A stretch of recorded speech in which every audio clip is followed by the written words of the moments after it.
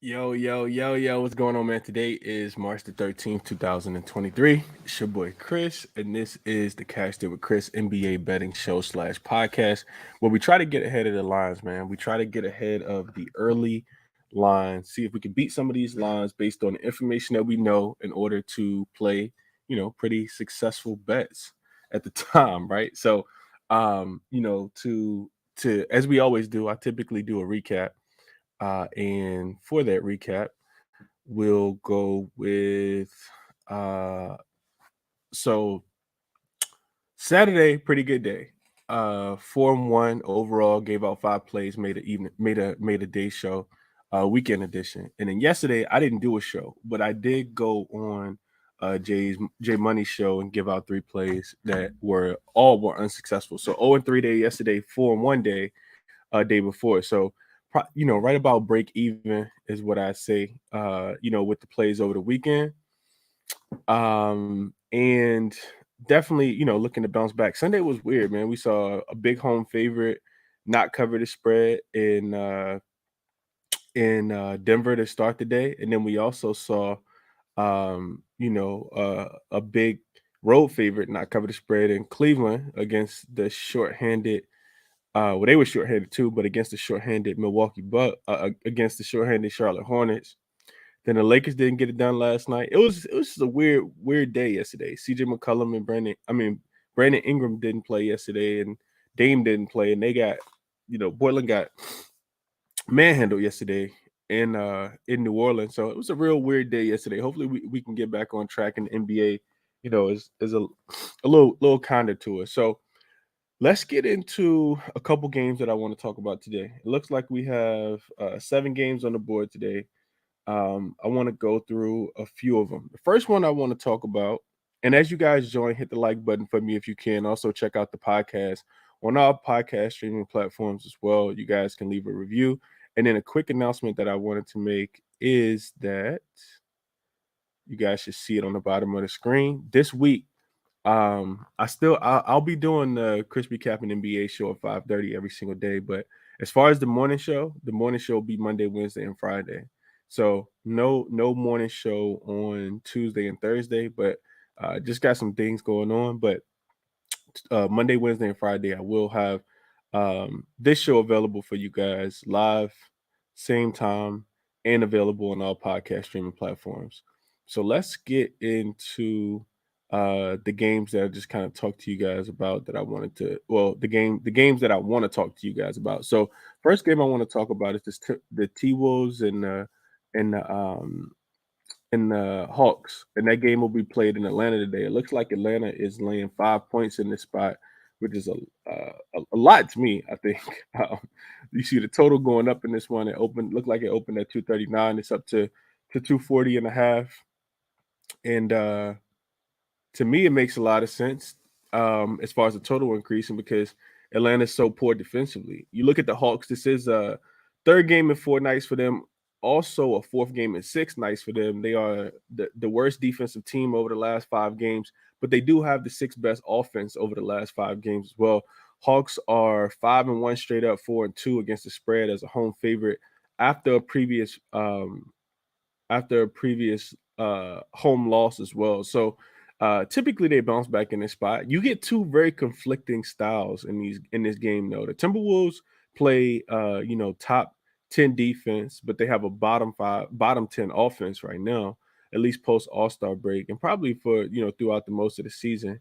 Atlanta on the opposite side, I just kind of told you guys opposite. Their defense is really, really bad. Like I said, worst rated over the last 5 games, but their offense is really, really good. We saw that the other day against the Boston Celtics on Saturday night. So league-wide trend tells me that home favorites playing their fourth game in 6 nights, in which their opponent is more rested because the Minnesota Timberwolves are in this spot. Those home favorites are 33-14 straight up, 28-18 against the spread. That's 61% of those games, the home favorite are actually winning. The home favorites are also covering by 6 or more 62% of the time, 18 and 11 straight up, and 62%, 19, 9, and 1 to the under, 68%. So Yeah, y'all know I typically look at these totals and I see them go over 240, 240 and a half, 241, and I like to take the under.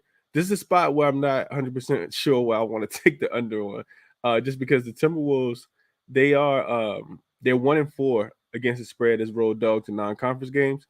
They're also 5-0 to the over in that spot. So you see the Timberwolves have to go on the road and play against a fast-paced team that scores a lot of points.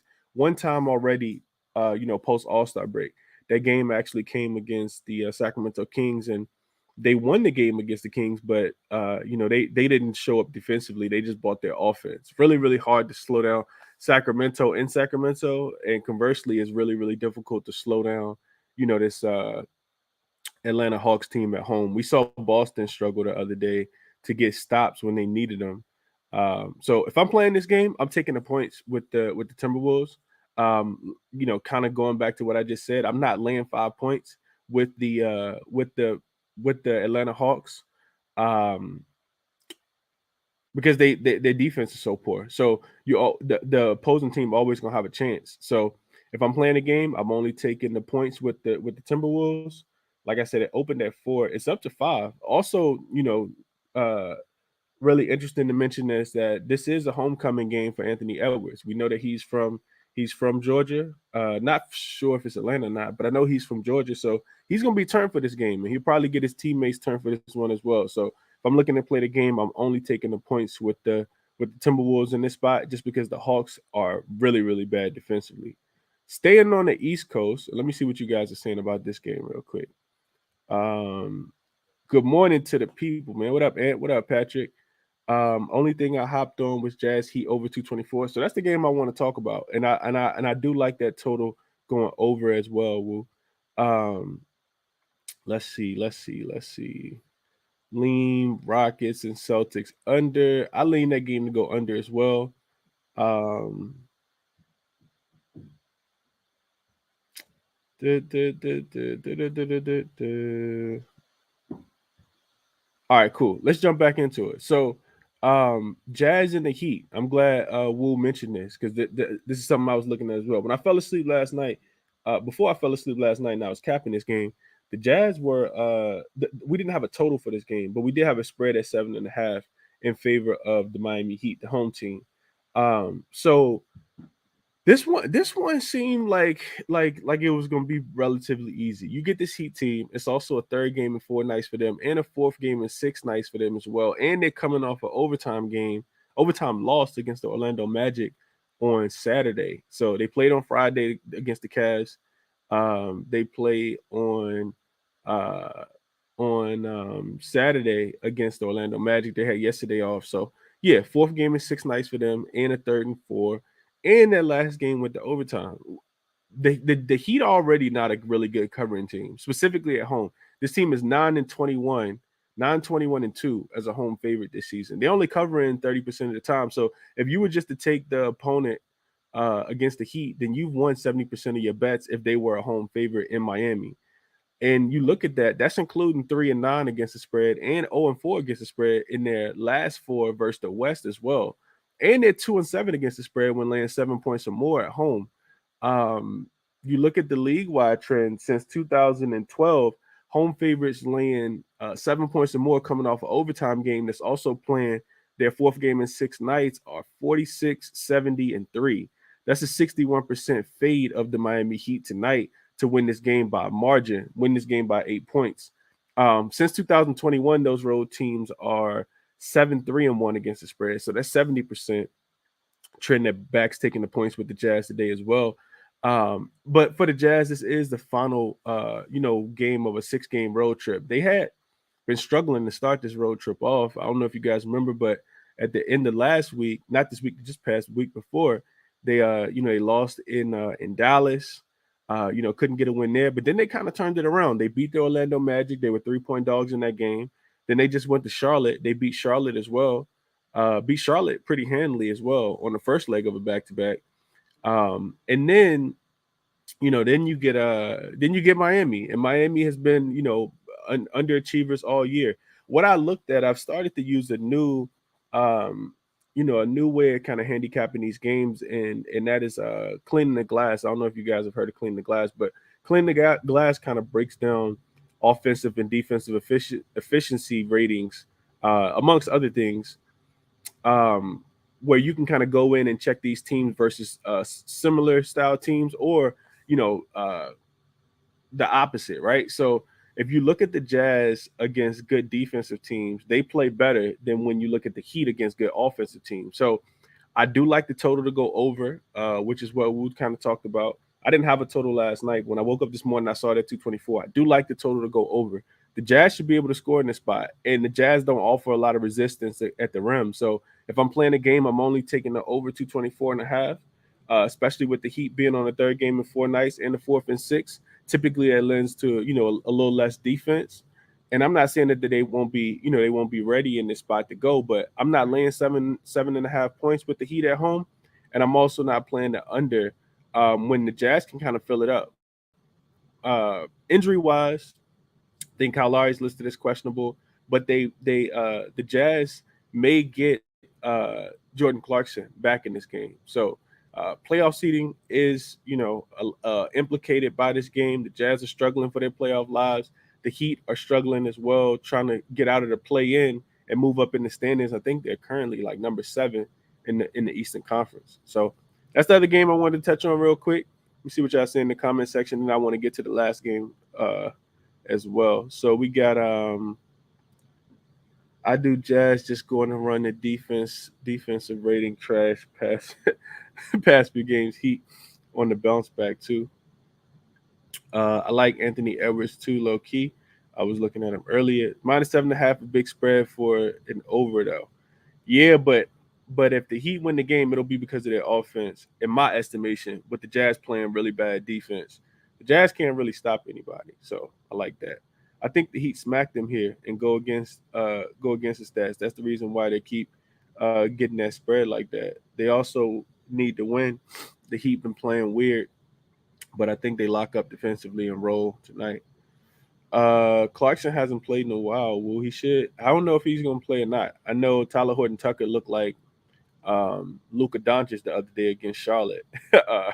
But yeah, the Heat don't cover 8-point spreads. That's what they're the worst home team in the league when worst home favorite team in the league. So no way I'm laying 8 points when I can fade them and win 70% of my bets by fading them, especially getting 7.5 and the Jazz not on the second leg of a back to back. I think the Jazz can keep it close. I think the Jazz can keep it close tonight.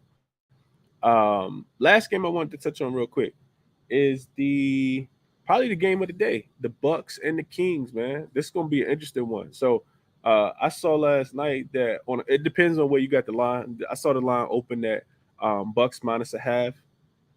Then I also saw the line open at Bucks minus a point and a half. So you get the Kings as home dogs today. You get the Bucks as road favorites.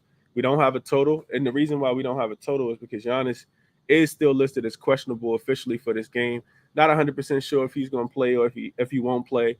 The Bucks are coming off the overtime game, of course, against the Golden State Warriors on Saturday night, ABC game, where they probably should have won if Steph Curry doesn't go crazy late in the fourth quarter to force OT. So prime time bounce back spot off the overtime loss. Pretty sure the Bucks, that one probably stung, and they also didn't have Chris Middleton for the overtime because Mike Budenhauser putting him on a really really solid minutes limit and wouldn't let him play in the overtime. Conversely, you look at this Kings team; they are absolutely balling. This team is averaging 132 points per game post All Star break, and they've went over their team total in every game except one post All Star break. So I think there's something like 8-1 to the team total over in this spot. Um, but but hold on now, the Bucks are a really really solid defensive team, and that's something that the Kings haven't really had to play against. They did go to Phoenix the other day and get a win as a dog. I think that game opened as the Sacramento Kings 3-point dogs, and the spread went to Phoenix the entire day. I think they closed at -4, -4.5, well +4, +4.5, and you see the Kings going there and get an outright win. Um, I know it shocked a lot of people, but the Kings they play really good offense. So if you're going to beat them, you're gonna have to rely on your defense more so than your offense because you're gonna need to get stops. The Bucks, the Bucks can do that, right? They were in a game with Golden State that was, clearly going under the total before overtime hit, and it feels like to me that the Bucks are the right side in this game, just because the Kings' defense against other elite offenses is pretty bad. So now they get a team that has a little more length than them, a little more size than them, that's just as quick as them, and that can kind of control the pace. The Bucks also they won the game earlier this season in Milwaukee. You look at this Bucks team; they are 6-2, straight up 5-1, 5-2-1 against the spread as road favorites of 3 points or less. So if they're needing to just win the game by a bucket, they are 6-2 straight up in that spot, and they've covered five of you could say 5 or 7 spreads with one of them being a push. So off a loss, I think that this game in a game that they should have won in regulation, like I said, they're just the more complete team in my estimation. So if I'm playing this game, I think with the line being that it opened in favor of Milwaukee, I don't think that this line opens in favor of Milwaukee. If Giannis probably isn't going to at least give it a go in this game, so to me, that's indicative of taking the points with Milwaukee. If Giannis is ruled in, and a lot of books don't even have this line yet. It looks like it's only available on Bet Online, on DraftKings. I know it's available on FanDuel. It's also available on Bet365 because I did play it already. I played the money line for the Milwaukee Bucks minus the half point. So I think it was minus 115 is what I got the odds at. I do think that the Bucks win this game today. They're the more complete team. They score? Yeah. Drew Holiday, Brooke Lopez, Bobby Portis. Even that bench is really, really good. Grayson Allen. And they're gonna actually get after it on the defensive end. So we don't have a total in this one. I would be looking towards the under. I know that the Kings play extremely fast pace, and it's scary to take an under in Cleveland. I'm sorry, in Sacramento with this Kings team on the floor because they do have the best offensive rating post All-Star break. But if there's a team in the NBA that can slow them down and that can match up, you put Brooke Lopez on Sabonis. This is how I anticipated to go. Brooke Lopez on Sabonis definitely slows him down. Drew Holiday in front of De'Aaron Fox. And nobody can stop Drew Holiday. Nobody can stop De'Aaron Fox. He is probably the fastest, shiftiest, most clutch player that's in the league right now. I think he got the most clutch points out of any player in the NBA over the last couple seasons. But, good luck with trying to stop Giannis. The Bucks they can defend the 3-point line when they need to as well. So I did take the points. I took the half. Well, I laid the half a point, like I said, and took the Bucks on the money line. So best bets of the day for me, you guys can see them at the bottom. Utah plus the 7.5. I think that spread moves in favor of Utah if Jordan Clarkson is ruled in, and I haven't played that yet. Just to be fully transparent, I'm waiting on that one, but I do like the Jazz plus the 7.5 points. Also like that game to go over the 224.5, but didn't play that yet either. And then the Bucks money line. I do like the Bucks in the spot tonight against the Sacramento Kings. It's a late game, so you guys definitely don't have to bet it early. But those are my top 2 looks for today. So 18, almost 19 minutes in the books. Went over 3 games for you guys. Minnesota, Atlanta. Definitely strong lean towards taking the points with Minnesota in that spot. Atlanta just does not play a lot of defense. Can't lay 5 points with a team that ranks bottom 5. Let's see what else y'all got in the chat before I get up out of here.